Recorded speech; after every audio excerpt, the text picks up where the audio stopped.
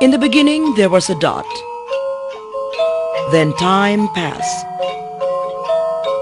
The dots evolved into an artwork of high sensibility, a piece of fine handiwork harmonizing patience with art.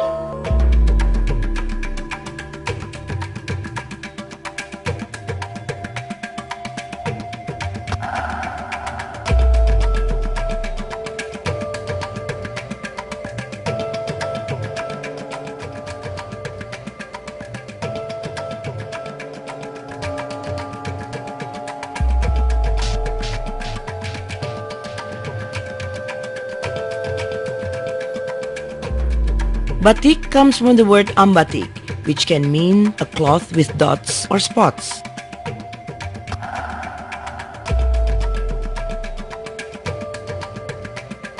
The making of such exotic spots is not as easy as waving a hand. The driving force is the patterns themselves. It is not just a matter of drawing lines, it is the breathing of life into patterns full of dynamism. Some of these patterns are age-old, others emerging of ancestral designs with new concepts growing out of more recent contemplation. Batik begins with a piece of cotton cloth. Onto this cloth are transferred exotic forms, detail by detail, curve by curve, with the greatest possible perfection.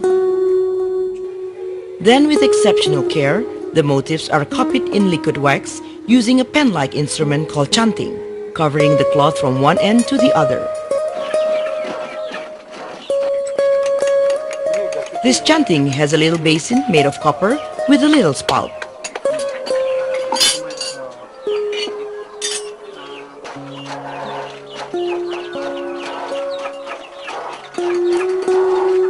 Because of the smallness, close precision is needed in the waxing process.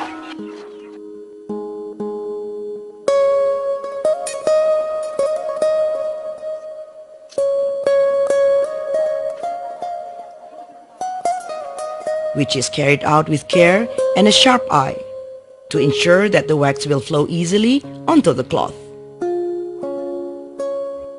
The wax, which is called malam, comes in various forms depending on the stage of baticking under work. Among them are pine resin wax and beeswax. Amid the pungent odor and hot thick smoke of the wax, women transform the plain white cloth into a beautifully decorated textile. Dyeing means the coloring of those parts of the cloth that are not covered in wax. For this, the waxed cloth is immersed into a cold dye bath. The most frequently used colors are blue, red, brown, and yellow. So that the colored cloth will glow to perfection, it is put out in the sun to dry. This process of dyeing and drying is duplicated as many times as is needed to get the desired depth and shades of color. When the color is right, the cloth can be cleaned of its wax covering. This is done by immersing it in boiling water. The dyeing process is replicated over and over again to get the desired number of colors. The more color variation, the more times the waxing and dyeing are repeated. The batik emerges from the very long and demanding process, beautifully colored and wonderfully decorated.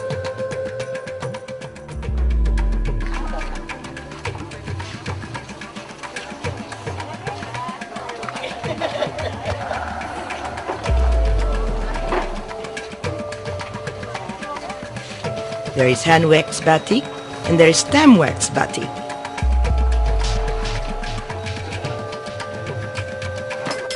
In stem wax batik, the graceful function of the batik pen or canting is taken over by a printing stamp for a repetitive pattern.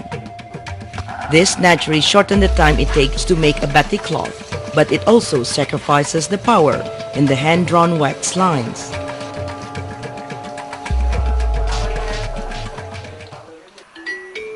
Life carries on. Day turns into night and night into day. Likewise, the amazing art of batik is being preserved through tradition.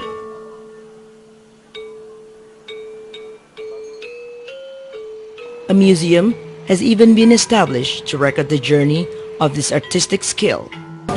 Opened by the President on July the 12th, 2006, the museum houses diverse types of batik from throughout the country, each with its matchless uniqueness.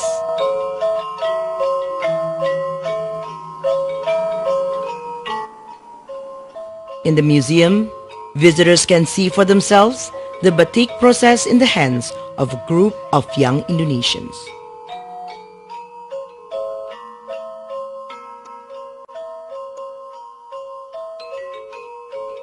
In the beginning, there was a dot.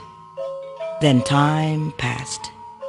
The dots evolved into an artwork in the form of a decorated textile. Only those who possess great diligence and extreme patience will come to peace with time, creating a work of high artistic sensibility.